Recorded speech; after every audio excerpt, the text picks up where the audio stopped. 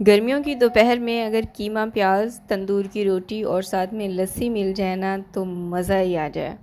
अस्सलाम वालेकुम, मैं हूँ उर्वा और आप देख रहे हैं ice and spice YouTube channel. आज आपके साथ कीमा प्याज की रेसिपी शेयर करने लगी हूँ जो कि बहुत यमी, बहुत टेस्टी और जूसी बनकर तैयार होता है। गर्मियों की दोपहर में एक दफ़ा तो आप इस रेसिपी को ज़रूर ट्राई कीजिएगा। मेरी मोस्ट फेवरेट है जो कि गर्मियों में मैं बनाकर खाती हूँ।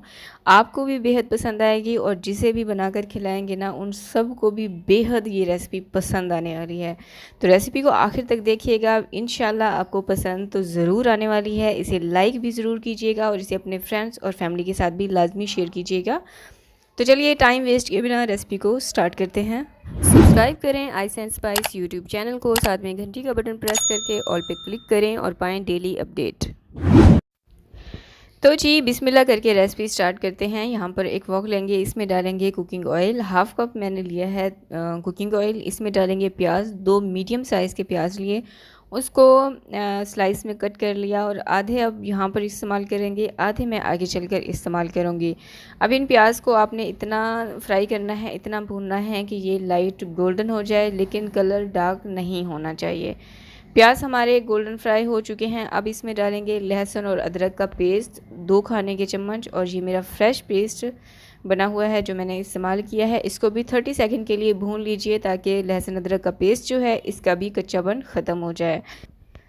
अब इसमें डालेंगे कीमा जो कि आधा किलो से ज़्यादा है, और ग्राम्स में अगर देखें तो ये 800 ग्राम कीमा मैंने लिया है। इसमें थोड़ा सा 5% फ़ैट होगा, बाकी सारा कीमा मैंने लिया था।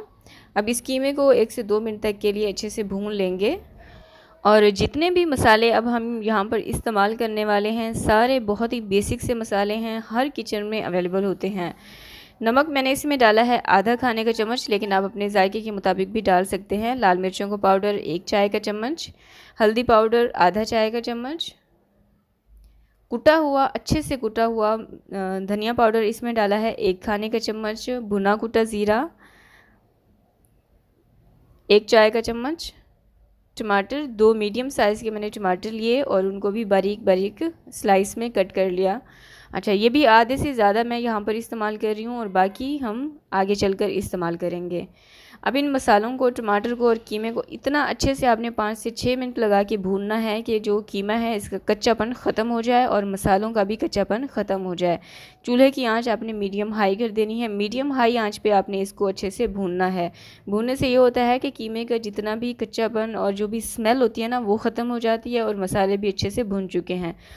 तो 5 से 6 मिनट कीमे को अच्छे से भूनने के बाद इसमें डालेंगे पानी। 2 गिलास मैंने इसमें पानी डाला और इसको कवर करके 1 घंटे के लिए बिल्कुल हल्की आंच पर पकने के लिए रख दूंगी। लेकिन अगर आप प्रेशर कुकर में कुक कर रही हैं तो फिर आप 1 गिलास पानी डालिएगा और सीटी बजने के बाद आपने 20 मिनट तक के लिए इस कीमे को पकाना है।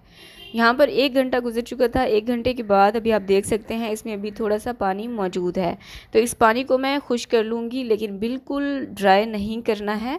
अभी थोड़ा थोड़ा सा इसमें पानी मौजूद हो तो मैं इसमें डालूँगी दही 150 ग्राम, और कप में अगर देखें तो ये आधा कप के जितनी दही थी।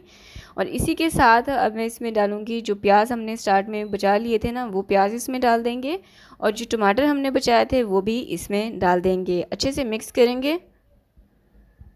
रेसिपी देखते हुए यहाँ तक पहुँच चुके हैं तो जल्दी से वीडियो को लाइक कर दीजिए और इसे अपने फ्रेंड्स और फैमिली के साथ भी लाजमी शेयर कीजिएगा।